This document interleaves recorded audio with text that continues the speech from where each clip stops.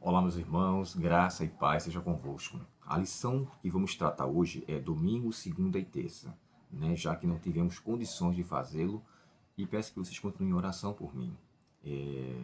Eu preciso muito administrar melhor o tempo e as atividades que são inúmeras, Ontem eu trabalhei sozinho no depósito, um rapaz que trabalha comigo, ele torceu o pé, eu tive que sair daqui muito cedo e tive que resolver as coisas, nem que eu tivesse que sair tanto cedo assim, mas tive que resolver as coisas do dia, enfim.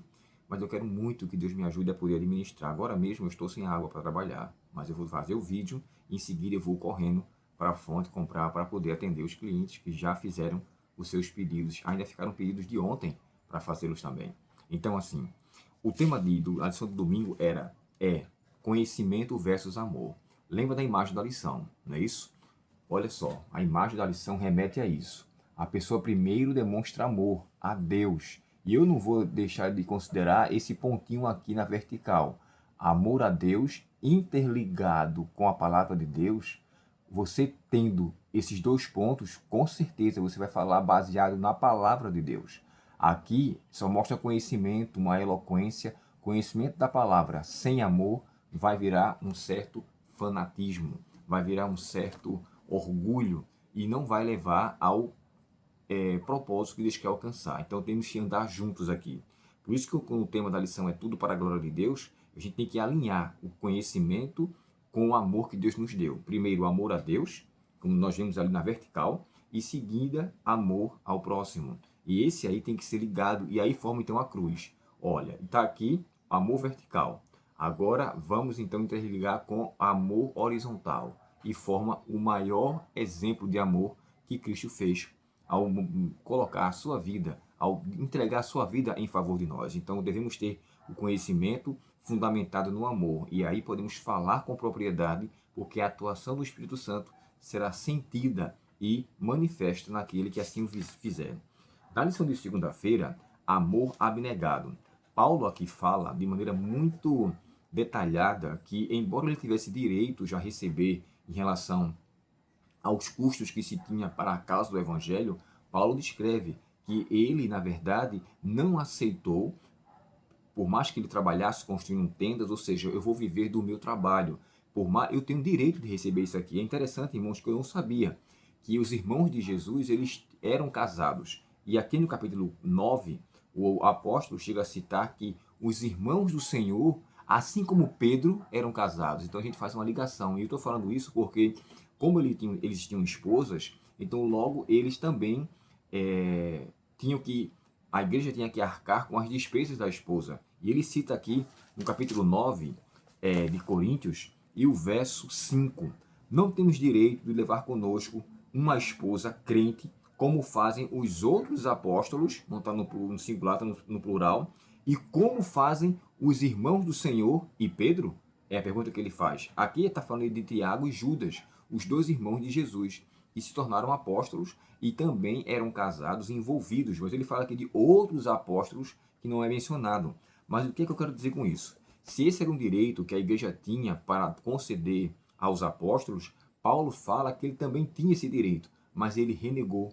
Ou seja, para não causar, vamos dizer assim, obstáculo, para não obstruir a causa por causa do pensamento de alguns, para não pensar que eu sou interesseiro, eu irei então manifestar o meu trabalho voluntário e vou ser sustentado por aquilo que Deus me abençoou. E aqui ele fala assim, ó, alimento e bebida representam assistência financeira em geral. Como apóstolo, Paulo tinha direito de receber apoio material daqueles a quem ministrava. Outros líderes religiosos de sua época costumavam fazer isso. Ele, porém, não o fez. Preferiu sustentar-se construindo tendas. E aí é uma coisa que me chama a atenção, sabe? Às vezes, quando eu olho alguma dificuldade na igreja, e só fazer uma comparação, e a igreja está precisando de um microfone, e a igreja está precisando de uma lâmpada, está precisando de algum tipo de objeto, um ventilador, enfim, qualquer coisa que seja. Se você tem a consciência que você já é abençoado, mas eu vou pedir para o Deus da igreja, a igreja tem dinheiro para fazer isso e ela tem por dever fazer isso. Tá certo. Mas se você se sentir tocado para querer dar um presente para Deus, eu vou dar isso aqui para a causa de Deus. Eu vou dar esse microfone aqui para o trabalho de Deus. Eu vou ajudar aqui, vou comprar uma resma de papel ofício para o trabalho da criança lá atrás na salinha para que eles possam pintar os desenhos bíblicos. Sabe, irmãos, Paulo aqui renegou aquilo que ele tinha por direito. Eu sei que a igreja tem o direito de fazer com que a oferta que seja devolvida seja ministrada ali. Mas não seria interessante se você se sentir tocado, é claro, e sentir que algo foi feito para a causa de Deus?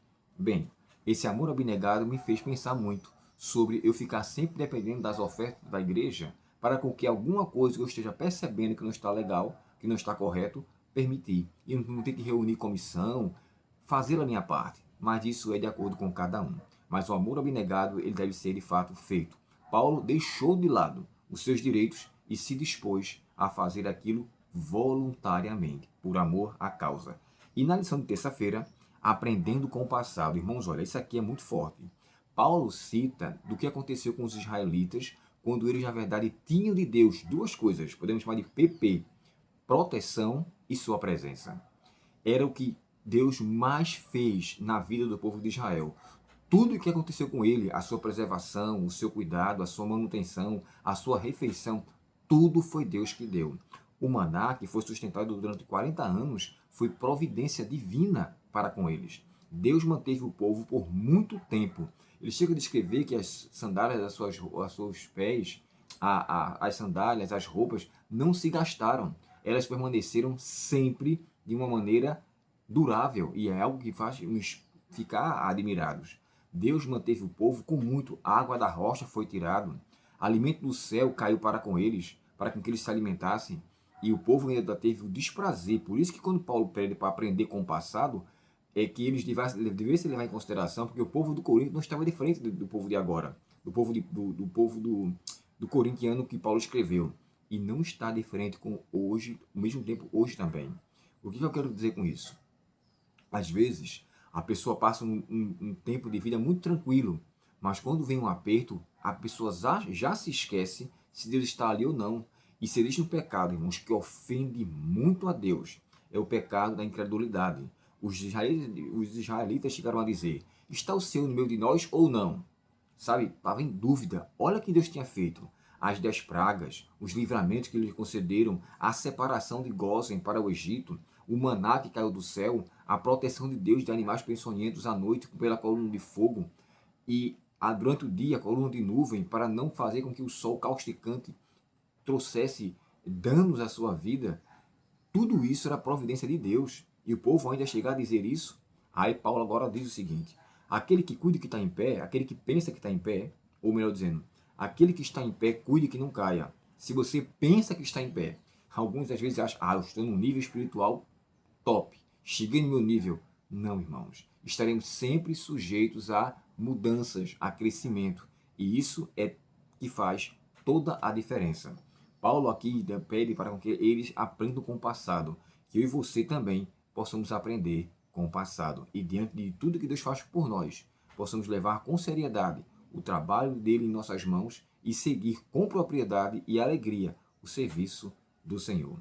Antes de fazer a oração final, eu queria que você, quando fosse assistir esse vídeo, você desse o seu joinha, fizesse um compartilhamento e nos ajudasse nesse trabalho, tá bom? E uma outra coisa que eu preciso também deixar esclarecido.